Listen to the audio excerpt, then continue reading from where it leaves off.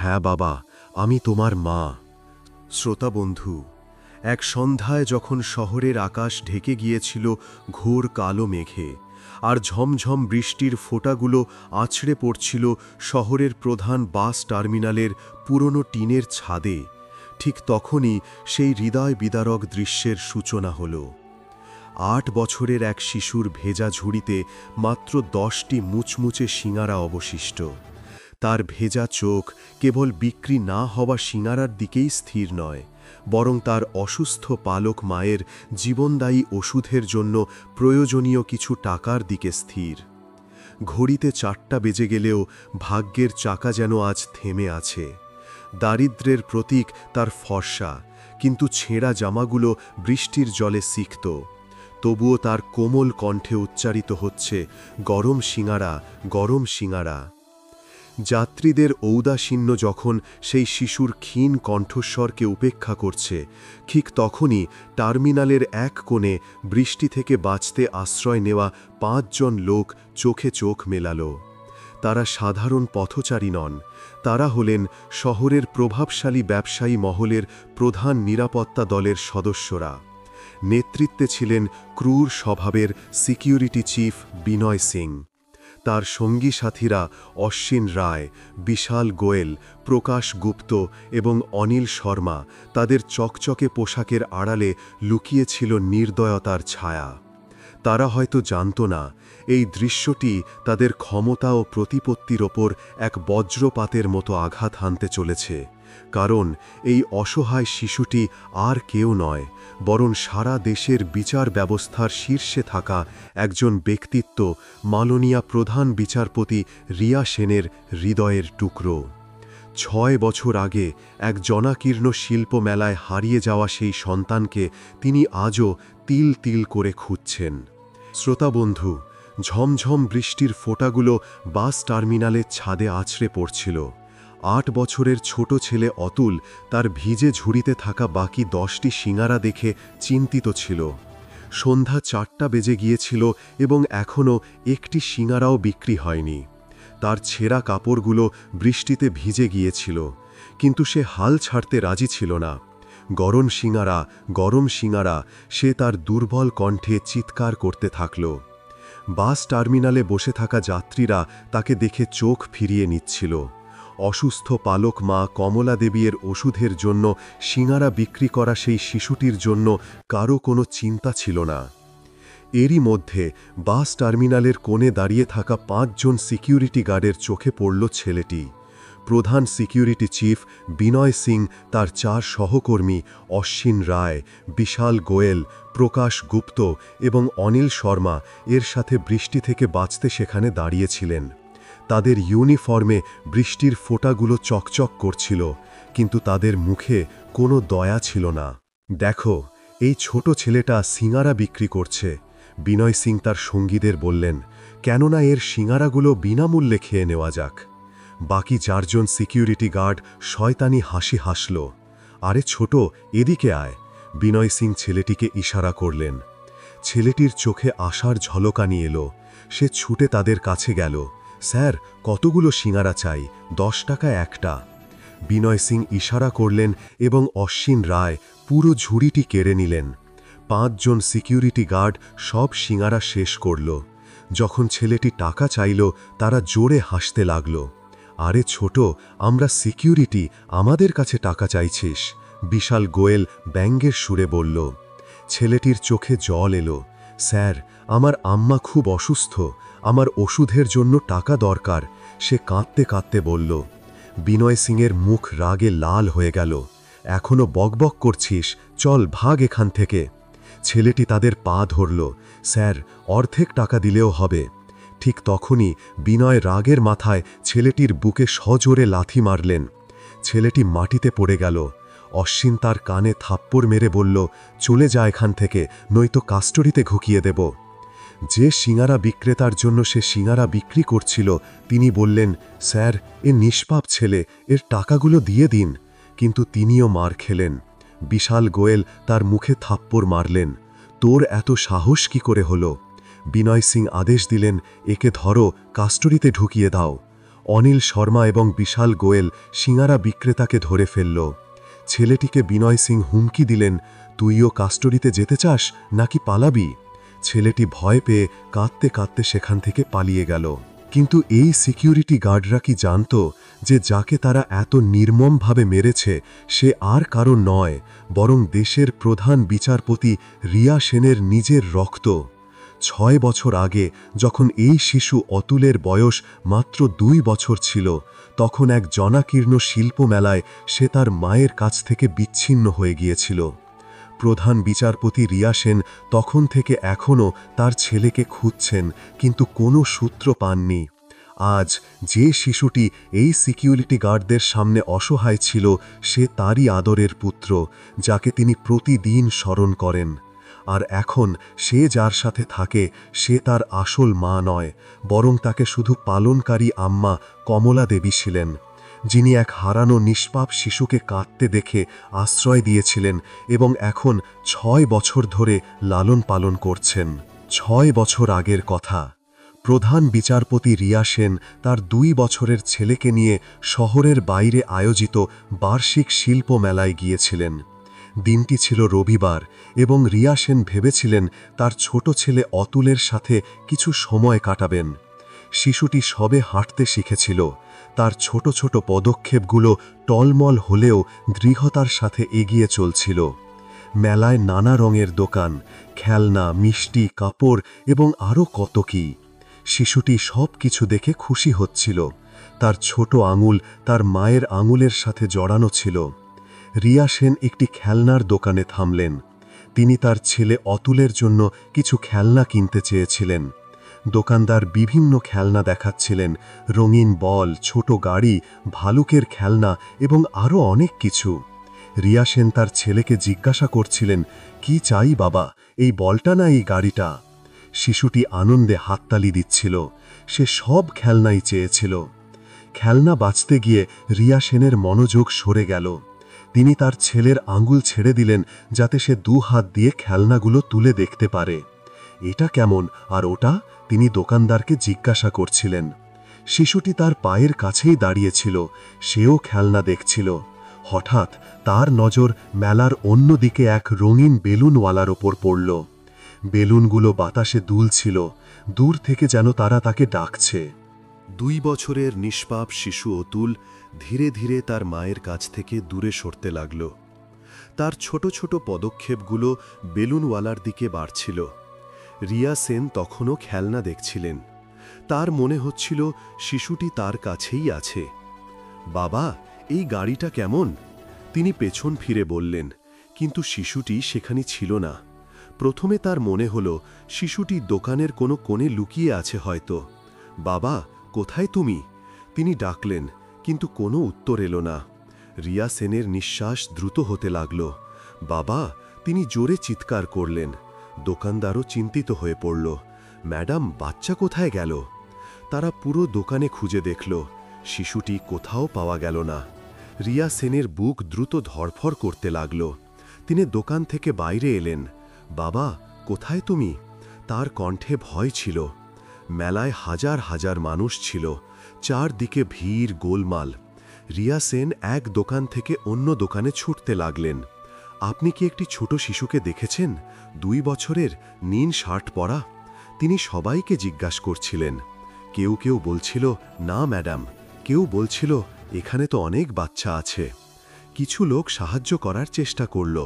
কেমন দেখতে, কখন হারিয়েছে, কিন্তু কোনো সুনির্দিষ্ট তথ্য পাওয়া গেল না। ঘণ্টা পেরিয়ে গেল, সূর্য ডুবতে শুরু করল। মেলা বন্ধ হওয়ার সময় আসছিল। রিয়া সেন কাঁদছিলেন, তার গলা ভেঙে গিয়েছিল। বাবা, মা এখানে, ফিরে আয়। তিনি প্রতিটি গলি, প্রতিটি কোণ খুঁজছিলেন। মেলার কর্মকর্তাদের জানানো হলো, স্থানীয় সিকিউরিটি দলকে ফোন করা হলো, কিন্তু শিশুটি নিখোঁজ ছিল। রাত হয়ে গেলেও তাকে পাওয়া গেল না। অন্যদিকে 2 বছরের শিশু অতুল বেলুনওয়ালার কাছে পৌঁছে গিয়েছিল। বেলুনওয়ালা একজন বয়স্ক মানুষ ছিলেন। তিনি দেখলেন একটি ছোট শিশু একা ঘুরছে। বাবা, তোমার বাবা মা কোথায়? তিনি জিজ্ঞাসা করলেন। শিশুটি কথা বলতে পারছিল না, সে শুধু কাঁদছিল। বেলুনওয়ালা চিন্তিত হয়ে পড়লেন। তিনি চারপাশে তাকালেন। কোনো বাবা মাকে দেখা গেল না যারা তাদের সন্তানকে খুঁজছেন। কেউ ওকে খুঁজছে হয়তো, বেলুনওয়ালা ভাবলেন। তিনি শিশুটিকে নিয়ে মেলায় ঘুরতে লাগলেন। কার বাচ্চা, কার বাচ্চা, তিনি চিৎকার করতে থাকলেন, কিন্তু কেউ এলো না। মেলা বন্ধ হওয়ার সময় হয়ে গেল। দোকানদাররা তাদের জিনিসপত্র গোছাতে লাগলেন। বেলুনওয়ালা বুঝতে পারলেন না এই শিশুটিকে নিয়ে কি করবেন। কাছেই একটি ছোট খেলনার দোকান চালানো এক বয়স্ক মহিলা কমলা দেবী এটি দেখলেন। তিনি আম্মা নামে পরিচিত ছিলেন। কি ব্যাপার ভাই সাহেব? আম্মা কমলা দেবী বেলুনওয়ালাকে জিজ্ঞাসা করলেন। এই বাচ্চাটা হারিয়ে গেছে, এর বাবা মা কোথাও পাওয়া যাচ্ছে না, বেলুনওয়ালা জানালেন। আম্মা কমলা দেবী শিশুটিকে দেখলেন। সে কাঁদছিল, ক্ষুধার্ত ছিল, ভীত ছিল। আম্মার মন ভরে গেল। তার নিজের কোনো সন্তান ছিল না। তার স্বামী বহু বছর আগে মারা গিয়েছিলেন। তিনি একা ছিলেন। মেলায় ছোট দোকান লাগিয়ে তার জীবন চলত। রাত হয়ে গেছে, কাল আবার খুঁজব, আজ একে আমার বাড়ি নিয়ে চলি, আম্মা কমলা দেবী বললেন। বেলুনওয়ালারও এটাই সঠিক মনে হল। আম্মা কমলা দেবী শিশুটিকে তার ছোট বাড়িতে নিয়ে গেলেন। তিনি তাকে খাবার খাওয়ালেন, দুধ পান করালেন, পরিষ্কার কাপড় পরালেন। শিশুটি কিছুটা শান্ত হল। আম্মা তাকে নিজের বিছানায় শুইয়ে দিলেন। কাল এর বাবা মাকে পাওয়া যাবে, তিনি ভাবছিলেন। প্রধান বিচারপতি রিয়া সেনও তার ছেলেকে খুঁজে বের করার জন্য সম্ভাব্য সব চেষ্টা করছিলেন। ব্যক্তিগত গোয়েন্দা নিয়োগ করলেন, পুলিশকে নির্দেশ দিলেন। পুরো প্রদেশ জুড়ে অনুসন্ধান করা হলো, কিন্তু দুর্ভাগ্যবশত কেউ কারোর খোঁজ পেল না। বছর পেরিয়ে গেল। শিশু অতুল বড় হতে লাগল। 3 বছর, 4 বছর, 5 বছর। আমরা কমলা দেবী তাকে অনেক আদর দিয়ে পালন করলেন। তাকে পড়ানোর চেষ্টা করলেন, ভালো সংস্কার দিলেন। শিশু অতুলও আম্মাকে খুব ভালোবাসত। সে জানত আম্মা তার আসল মা নয়, কিন্তু তার জন্য আম্মাই সব কিছু ছিল। শিশুটির যখন 7 বছর বয়স হল, তখন আম্মা কমলা দেবীর শরীর খারাপ হতে শুরু করল। প্রথমে ছোটখাটো অসুস্থতা ছিল, তারপর গুরুতর হয়ে উঠল। ডাক্তার জানালেন তার ডায়াবেটিস এবং উচ্চ রক্তচাপ আছে, নিয়মিত ওষুধ খেতে হবে। আম্মা কমলা দেবীর ছোট দোকান থেকে হওয়া আয় কমে গেল, ওষুধের খরচ বেড়ে গেল। 8 বছরের হয়ে শিশু অতুল সিদ্ধান্ত নিল যে সে আম্মার সাহায্য করবে। আম্মা, আমি কাজ করব, তোমার ওষুধের জন্য টাকা আনব, সে বলল। আম্মা কমলা দেবী মানা করলেন, তুই এখনো ছোট বাবা, পড়াশোনা কর। কিন্তু শিশুটি জিদ করতে থাকল। অবশেষে আম্মাকে রাজি হতে হলো। একদিন শিশু অতুল বাজারে গেল। সেখানে এক সিঙারা বিক্রেতার সাথে দেখা হলো। চাচাজি, আমার কাজ চাই। সিঙারা বিক্রেতা তার কথা শুনলেন। তুই কেন কাজ করতে চাস? শিশু অতুল তার পুরো গল্প বলল। সিঙারা বিক্রেতার মন ভরে গেল। তিনি বললেন, বাবা, আমার কাছে তো কোনো কাজ নেই, কিন্তু যদি তুই চাস তবে তুই আমার কাছ থেকে 5 টাকায় সিঙারা কিনে নিবি এবং কাছেই বাস টার্মিনাল আছে, সেখানে তুই 10 টাকায় একটা সিঙারা বিক্রি করতে পারিস। ছেলে অতুল বলল, কিন্তু চাচা, আমার কাছে তো টাকা নেই। সিঙারা বিক্রেতা বললেন, ঠিক আছে বাবা, তুই আমার সিঙারাগুলো নিয়ে যা এবং বিক্রি হয়ে গেলে আমাকে অর্ধেক টাকা এনে দিবি। যা আমি 5 টাকায় পাই, তুই বেচবি 10 টাকায়, অর্ধেক অর্ধেক লাভ। শিশু অতুলের মন খুশি হল। সে রোজ সিঙারা বিক্রি করতে যেতে লাগল। বাস টার্মিনাল, বাজার, যেখানে খুশি গিয়ে সিঙারা বিক্রি করত। যে টাকা পেত তা দিয়ে আম্মা কমলা দেবীর ওষুধ আনত। আম্মা কমলা দেবী তার ছেলেকে নিয়ে খুব গর্বিত ছিলেন। কত বুদ্ধিমান আমার ছেলে। কিন্তু আজ যা ঘটল তা শিশু অতুলের জন্য সবচেয়ে খারাপ দিন ছিল। সিকিউরিটি গার্ডরা তাকে নির্মমভাবে মেরেছে। সিঙারা খেয়ে টাকা দেয়নি। এখন সে কি মুখ নিয়ে আম্মার কাছে যাবে? কি করে বলবে যে আজ ওষুধ আনতে পারেনি? শিশু অতুলের শরীর ব্যথায় কোকিয়ে উঠছিল। সে টলতে টলতে তার ছোট বাড়িতে পৌঁছাল। কাপড়গুলো ছেঁড়া ছিল। আম্মা কমলা দেবী তার বিছানায় শুয়ে তার জন্য অপেক্ষা করছিলেন। শিশুটিকে দেখেই তিনি চমকে উঠলেন। বাবা, এ কি অবস্থা তোর? আম্মা কমলা দেবী ঘাবড়ে উঠে বসলেন। শিশুটির অবস্থা দেখে তার চোখে জল এসে গেল। আম্মা, আজ কিছু খারাপ লোকের সাথে দেখা হয়েছিল। শিশু অতুল দুর্বল কণ্ঠে বলল। সে আম্মার কাছে মিথ্যা বলতে পারল না। সে পুরো ঘটনা জানালো, কিভাবে সিকিউরিটি গার্ডরা তার সিঙারা খেল, টাকা দিল না এবং তারপর তাকে নির্মমভাবে মারল। আম্মা কমলা দেবী শুনে কেঁদে ফেললেন এবং শিশুটিকে জড়িয়ে ধরে কাঁদতে লাগলেন। যে সময় সিকিউরিটি গার্ডরা শিশু অতুলকে মারছিল, ঠিক সেই সময় বাস টার্মিনালের কাছে এক সাংবাদিক অরবিন্দ শর্মা পুরো ঘটনাটি রেকর্ড করছিলেন। তিনি স্থানীয় নিউজ চ্যানেলের জন্য কাজ করতেন। আজ তিনি অন্য কোনো খবরের জন্য বাস টার্মিনালে এসেছিলেন, কিন্তু যা দেখলেন তা তাকে নাড়িয়ে দিল। তিনি তার ক্যামেরায় পুরো ঘটনাটি ধরেছিলেন, কিভাবে 5 জন সিকিউরিটি গার্ড 8 বছরের এক নিষ্পাপ শিশু অতুলের সিঙারা খেল, টাকা দিল না এবং তারপর তার সাথে মারামারি করল।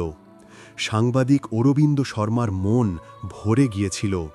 তিনি শিশু অতুলের পিছু নিয়েছিলেন, দেখেছিলেন কিভাবে শিশুটি কাঁদতে কাঁদতে তার বাড়ি গিয়েছিল। এই ঘটনা দেখানো উচিত, তিনি ভাবলেন। মানুষের জানা উচিত আমাদের নিরাপত্তা ব্যবস্থার লোক কেমন।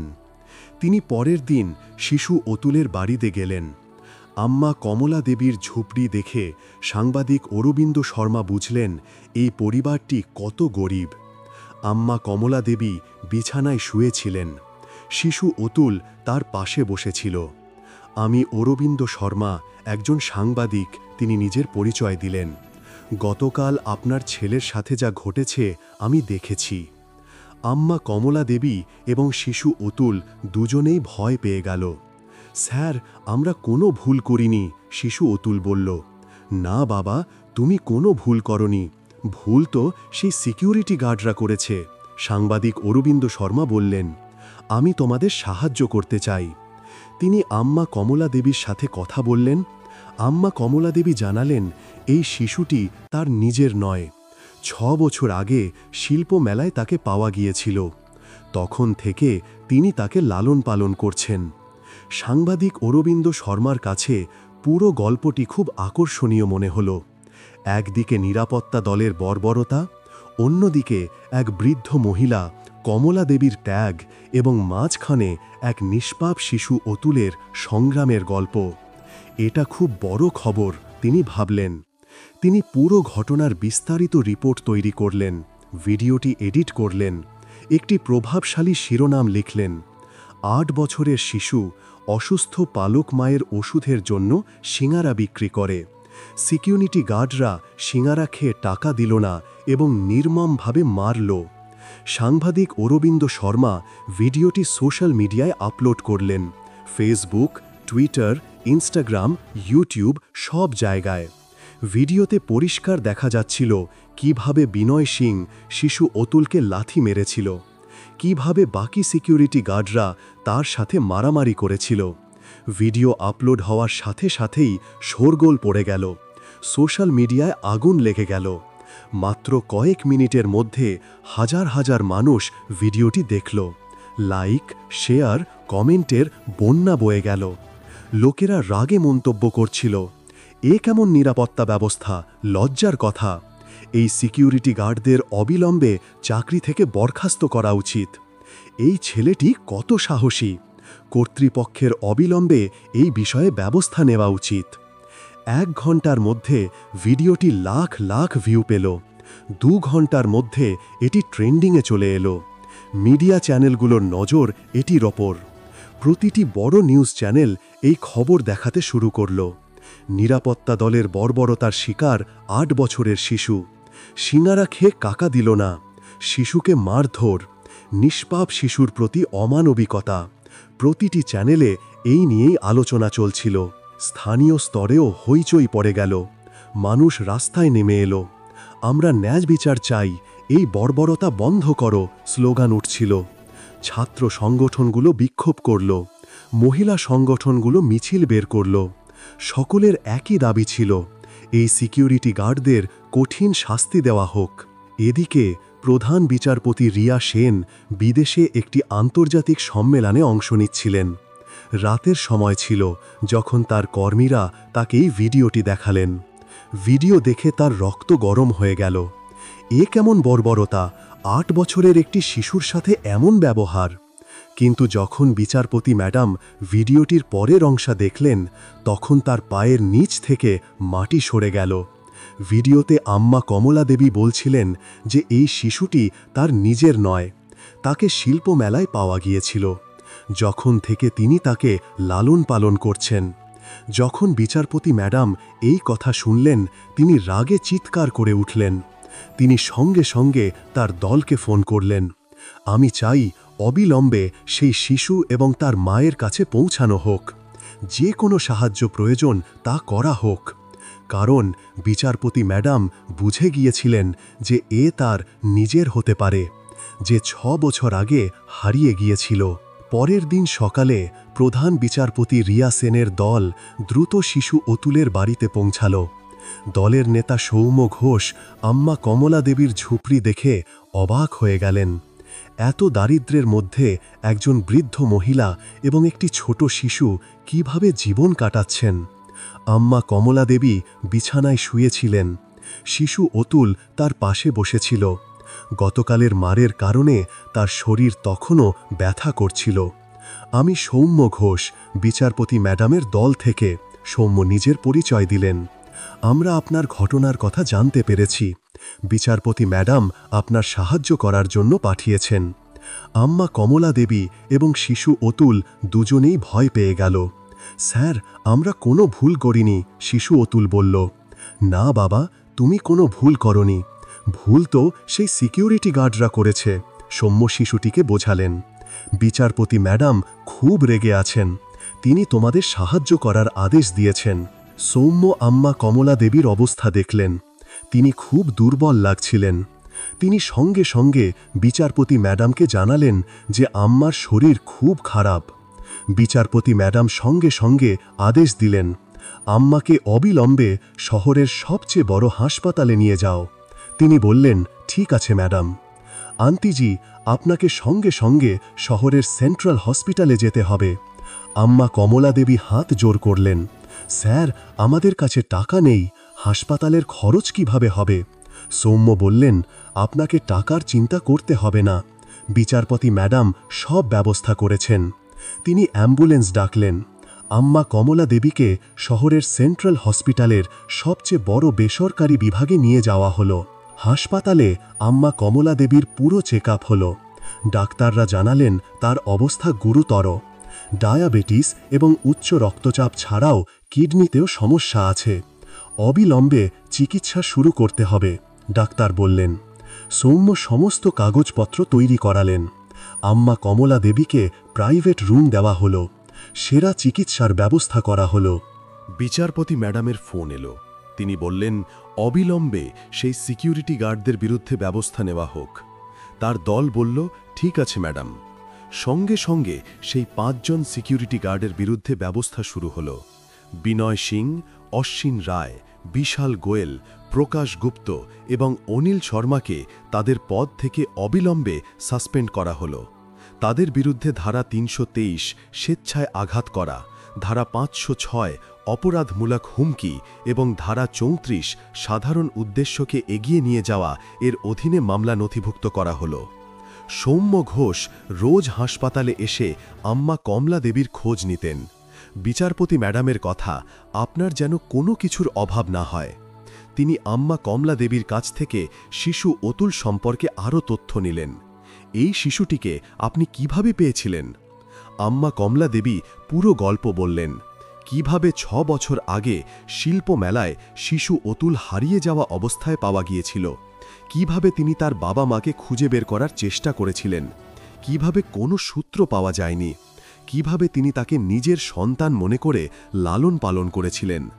সৌম্য ঘোষের কাছে এই গল্পটি খুব আকর্ষণীয় মনে হল।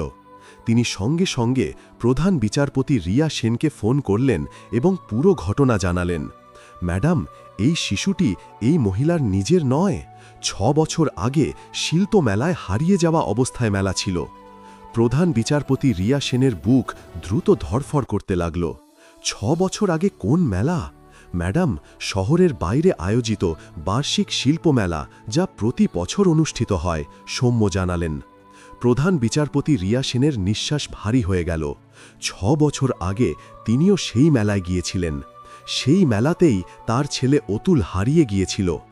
বিচারপতি ম্যাডাম বললেন, সৌম্য, তুমি সঙ্গে সঙ্গে সেই শিশুটির একটি ছবি পাঠাও এবং এটিও জেনে নাও যে তার শরীরে কোনো বিশেষ চিহ্ন আছে কিনা। সৌম্য ঘোষ সঙ্গে সঙ্গে শিশু অতুলের ছবি প্রধান বিচারপতি রিয়া সেনকে পাঠালেন।